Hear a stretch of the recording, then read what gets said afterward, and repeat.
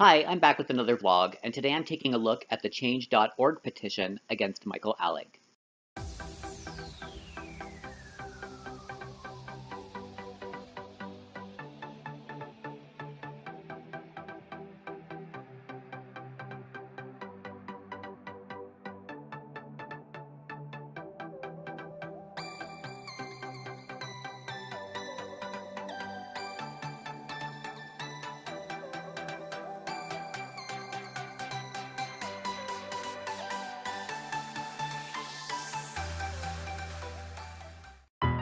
So I first became aware of this watching a recent episode of The Pew number 436, the LA protest, where Michael Alig talks about the petition that was organized against him for being in attendance at a party in an LA nightclub. In the video, he talks about how the protest ultimately caused the original venue to cancel the event, and the party organizer had to find a new event for the party to take place.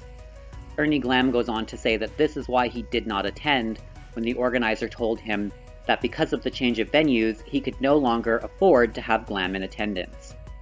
So I was curious about what this petition actually was.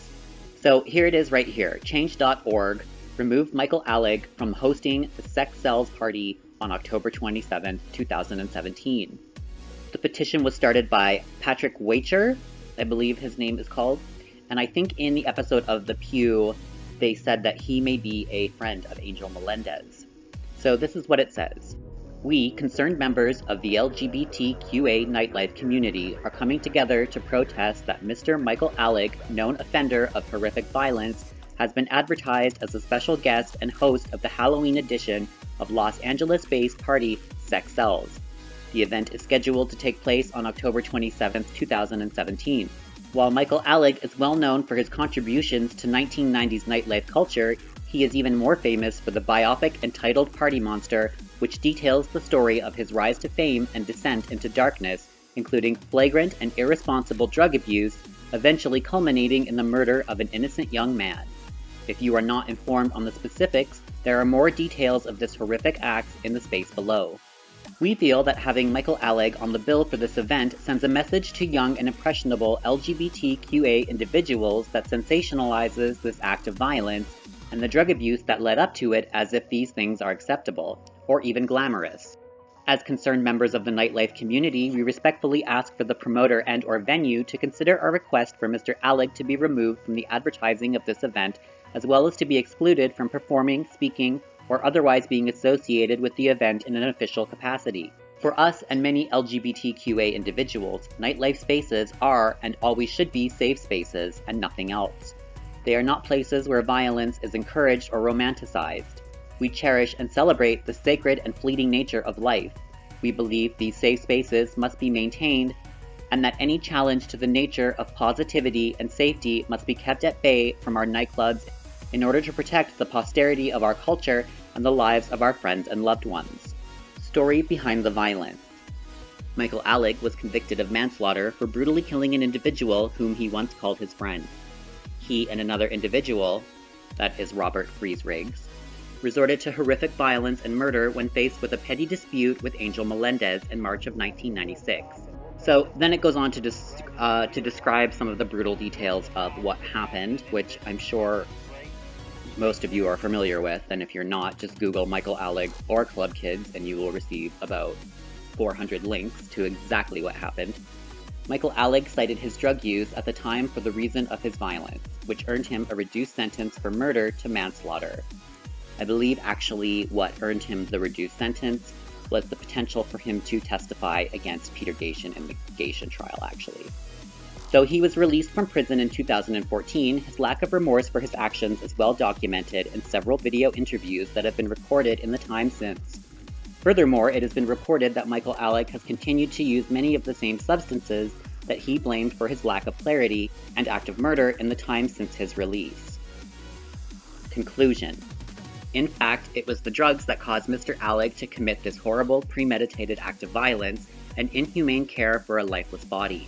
What is to say that he would not do it again under the influence of the same substance today? Please remove Michael Alig from the event or cancel the party altogether. Please keep our nightlife spaces safe for everyone. This petition was delivered to Danny Fuentes and Lethal Amounts. So he obviously started the petition, and the petition ended up getting 2,622 supporters. So basically, I'm pretty familiar with change.org. I know they do a lot of this kind of stuff. They also do a lot of stuff exposing hypocrisy in media, exposing what they believe are conspiracies within international governments. So I'm not surprised to see this kind of thing from them. There are a couple of things that I do find weird about this petition. First of all, like always, like my complaint with all media in regards to this murder, in regards to the club kids, in regards to anything to do with this, even Peter Gatien, this barely even mentions Angel Melendez. So if this person, if this Patrick is a friend of Angel Melendez, why was he not mentioned further in the petition? And also, why wasn't Robert Riggs mentioned by name? So I find that a little weird. Obviously, people are free to make petitions. This is obviously going to be a consequence for Michael Alig that's probably going to follow him for the rest of his life, because he was convicted of manslaughter and he did serve time for that. So obviously there are going to be people that are never going to forgive him and are going to want him removed from any public venue. So that being said, the thing that I kind of don't like about this petition is the repeated use of safe spaces as an excuse and protecting young, impressionable LGBTQ members. I'm not a huge thing about the whole safe space stuff. I feel like maybe it's from where I'm from or possibly my age, but I feel like this safe space stuff is not helping anybody.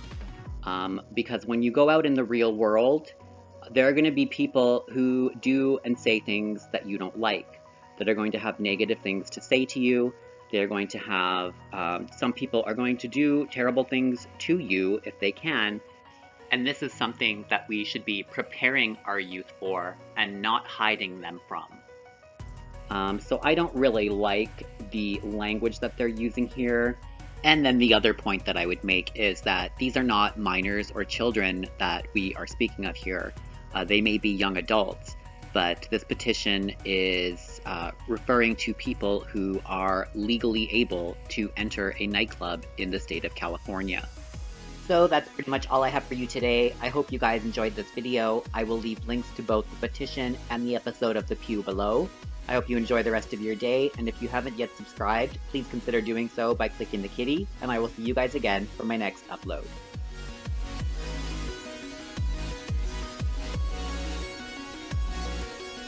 The top of your world stopped, and we'll take this opportunity to congratulate you at last.